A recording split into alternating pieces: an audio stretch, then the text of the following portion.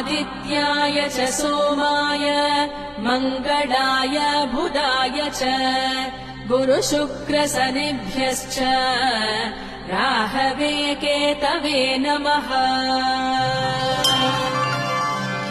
आदित्याय च सोमाय मङ्गलाय बुधाय च गुरुशुक्रशनिभ्यश्च राहवे केतवे नमः। आदित्याय च सोमाय मङ्गलाय बुधाय च गुरुशुक्रशनिभ्यश्च राहवे केतवे नमः। आदित्याय च सोमाय मङ्गलाय बुधाय च गुरुशुक्र